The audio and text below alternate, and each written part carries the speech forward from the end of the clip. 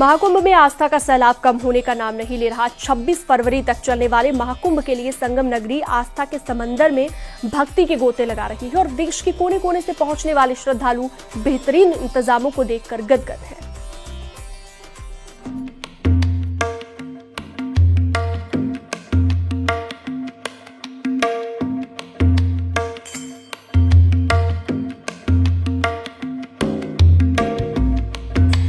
संगम की रेती में लगे सबसे बड़े सनातनी मेले में भीड़ कम होने का नाम नहीं ले रही।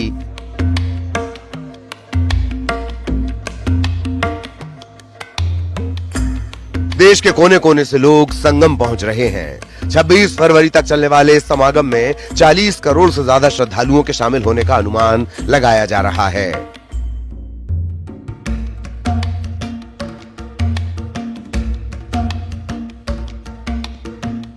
आज छुट्टी होने के कारण भी संगम नगरी में श्रद्धालुओं का सैलाब उमड़ पड़ा है।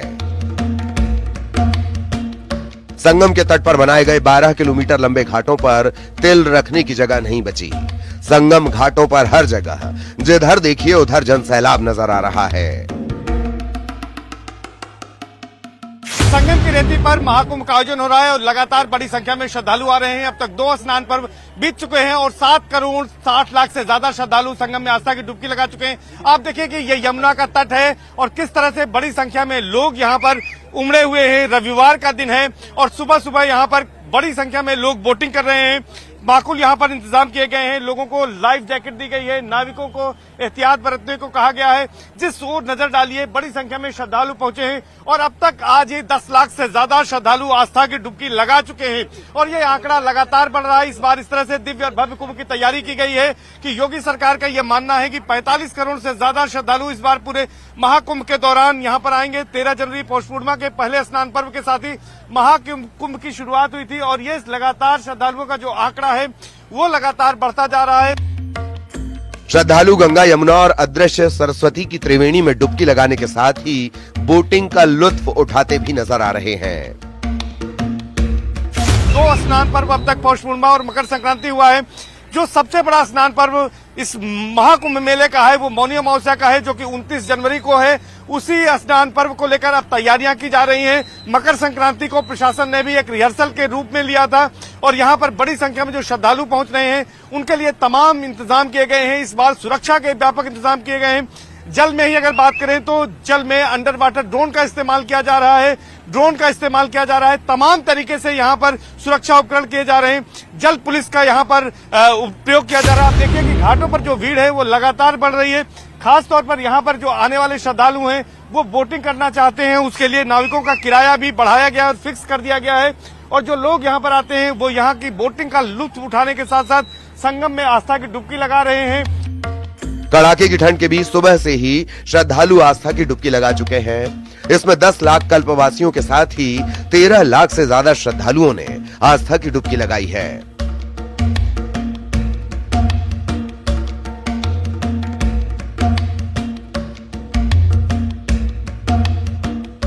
हर हर गंगे नमः पार्वती पते हर हर महादेव।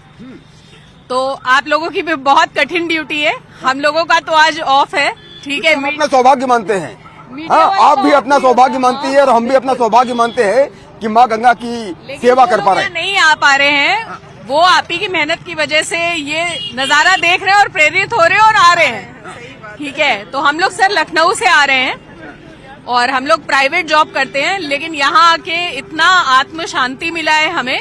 रात में हमने आके यहाँ पे घाट पे हम लोगों ने कैंपिंग करी। सुबह नगर कोतवाल श्री हनुमान जी के दर्शन करे। बस बाबा की दया है। खुशी का बहुत बड़ा अवसर है। हिंदुत्व के लिए बहुत जरूरी है। हमारी जनरेशन के लिए स्पेशली मैं ये बोलना चाहूंगी कि अपनी रूट से जुड़ना उनके लिए बहुत जरूरी है और ये एक मौका है प्राउड जिससे हम इसका हिस्सा है।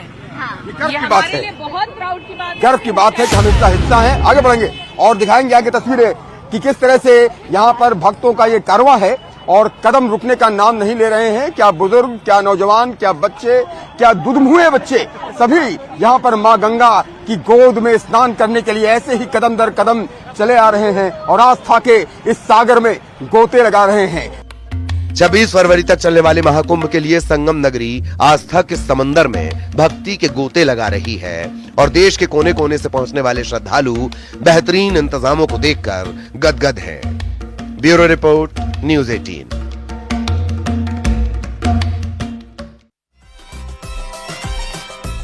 सनातनी परंपरा को निभाते हुए भक्ति की डोर थामे चलना आसान नहीं है, लेकिन कहते हैं कि अगर मन अध्यात्म में रम जाता है तो फिर कुछ भी नहीं भाता और अंतर मन की यात्रा, इस यात्रा में सब कुछ बेमानी हो जाता है।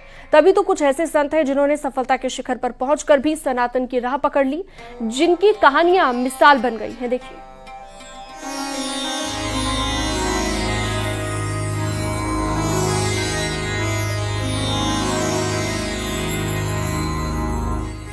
महाकुंभ नगर में संगम की रेत पर डेरा जमाने वाले तमाम साधु संत ऐसे हैं जो करियर के चरम पर थे, लेकिन फिर उन्हें गुरु का सानिध्य मिला और उन्होंने सनातन की राह पकड़ ली। संन्यास दीक्षा लेने के बाद जीवन में कुछ ऐसा बदलाव आया कि फिर इसे कभी छोड़ ना सके। केवल देश नहीं बल्कि विदेशों में भी जाकर ये लोग धर्म प्रचार कर रहे हैं। ऐसे तमाम साधु संत हैं जिनकी कहानियां सभी के लिए मिसाल बन चुकी हैं। ऐसी एक कहानी है एथलीट फुटबॉलर से महामंडलेश्वर बनी श्रद्धा माता की, जिनकी कहानी बहुत दिलचस्प है। खिलाड़ी से साधना और सिद्धि तक की यात्रा के कई किस्से हैं, जिनके कारण अनायास ही मन संन्यास में रम गया। मैं बचपन से सुमिरन ध्यान करती थी, क्योंकि मेरे परिवार 5 पीढ़ी से कबीरपंथी रहे हैं। तो ध्यान सुमिरन करते करते कुछ ऐसे अनुभव मेरे जीवन में होता था। कुछ अलग से घटनाएं मेरे साथ घटती थी। जैसे आम लोग जीवन जीते हैं, स्कूल मैंने भी ऐसे ही पढ़ाई किया है। हाँ जी, मुझे बहुत गेम्स वगैरह पसंद रहा, एथलीट्स और फुटबॉल प्लेयर थी, बहुत पसंद था स्कूल में मुझे। इनफैक्ट मुझे ऐसा लगता था कि पढ़ाई से ज्यादा उस तरफ मेरा झुकाव रहा। और दूसरी तरफ मेरा था ध्यान की ओर। ध्यान शब्द को भी नहीं पता, बहुत कुछ तो नहीं पता था, पर कुछ ऐसे घटनाएं जो मेरे अंदर घटता रहता था। और दूसरी तरफ ये था कि मृत्यु को जानने की एक अलग मेरा जिज्ञासा रही। कोई शरीर छोड़ता था तो मुझे लगता था कि मुझे जानना चाहिए। तो कुछ प्रारब्ध रहा है। और जब कभी मुझे जहां मैं रहती थी सिक्किम में, मेरा शरीर सिक्किम का है जी, सुबह उठती थी तो मुझे इसे रात को कभी कोई गांव में शरीर छोड़ने वाला है तो एक मेरे अंदर में मैसेज आता था कि सुबह उठती थी को लगता कि ये शरीर छूट रहा है किसी के, तो उठ के मैं बोल देती थी। तो फिर सब बोलते थे कि नहीं ऐसे नहीं कहते। मैंने कहा मैं नहीं चाहती हूँ उस विषय में कहना, लेकिन ऐसा महसूस हो रहा है तो मैं बोल रही हूँ। महामंडलेश्वर चेतना माता की कहानी भी हैरान करने वाली है। यूपीएससी प्रीलिम पास करने वाली लड़की संत बन गई। भक्ति के सागर में ऐसे डूबी कि फिर सांसारिक जीवन से मन उठ गया। गांव से रिलेटेड हूँ। मेरा पढ़ाई लिखाई हरियाणा में हुआ। गुड़गांव के पास में जन्म वहाँ हुआ और पढ़ाई लिखाई मैंने हरियाणा से किया। रोहतक यूनिवर्सिटी से ग्रेजुएशन किया, दिल्ली यूनिवर्सिटी से पोस्ट ग्रेजुएशन किया।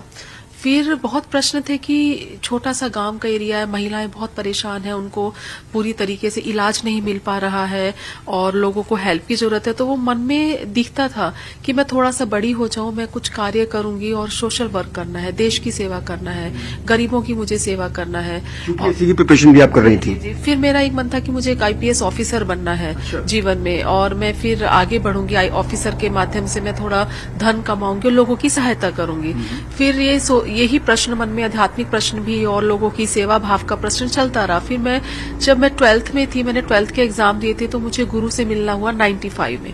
95 में गुरु का प्रोग्राम था महायोगी पायलट बाबा जी का। योग माता जी जो हमारी बहुत पूजनीय है, उनकी समाधि थी गुड़गांव के पास में ही एक ग्राम है, वहां पे समाधि थी। तो मैं ऐसे ही मिलने गई थी, तो फिर गुरु जी का दर्शन हुआ और मेरे जो माता का परिवार था वो समाधि वाले गुरु ढूंढ रहे थे। नाना जी तो मेरे खुद ही एक गुरु में थे, लेकिन मामा जी लोग कह रहे थे कि हम जो समाधि लेगा हम उसको गुरु बनाएंगे।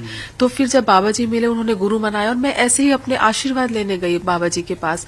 जब बाबा जी से पहली बार मिली तो बाबा जी बोले, बेटा क्या करना चाहते हो? मैंने उनको अपना बताया, बाबा जी कुछ आध्यात्मिक प्रश्न है, उनमें मैं आगे बढ़ना चाहती हूँ, जानना चाहती हूँ कि मनुष्य के रूप में हम क्यों आए हैं, देवीय शक्तियां क्या है, कहाँ से आती हैं और इतना मनुष्य शक्तिशाली कैसे हो जाता है, और मुझे आगे आईपीएस ऑफिसर बनना आशीर्वाद दो। तो उनका कहना था, बेटा ऑफिसर नहीं बन पाए तो सन्यासी बनना पड़ेगा। महाकुंभ ऐसे तमाम संतों से भरा है जिनकी कहानियां अनोखी हैं। पायलट बाबा के शिष्य शैलेश आनंद महाराज की कहानी भी कुछ ऐसी ही है। फिल्मों में बाल कलाकार का अभिनय किया, फिर यूनिवर्सिटी में छात्र नेता रहे, क्रिकेट की पिच पर भी हाथ आजमाया, लेकिन मन कहीं न लगा, क्योंकि जो सुख अध्यात्म में है वो कहीं और नहीं। देखिए, हर जीवन की अपनी व्यथा है, उनकी अपनी कथा है। मेरा ऐसा मानना है कि मैं 5 बार मरा, 5 बार जिंदा हुआ हूँ। हर बार एक नया किरदार मिला, हर जीवन के अंदर एक नई यात्रा मिली। बचपन के अंदर मेधावी अभिनेता था, तो मंचों के ऊपर काफी कार्य करा, लगातार अभिनय क्षेत्र के अंदर बढ़ता रहा। तत्पश्चात क्रिकेट काफी खेला, सीके नायडू, कुछ बिहार, विजय मर्चेंटिंग के अंदर मैं खेलता रहा, विश्वविद्यालय खेला। फिर उसी महाविद्यालय से चुनाव लड़ा और चुनाव लड़ करके सह सचिव, सचिव, उपाध्यक्ष सब बना।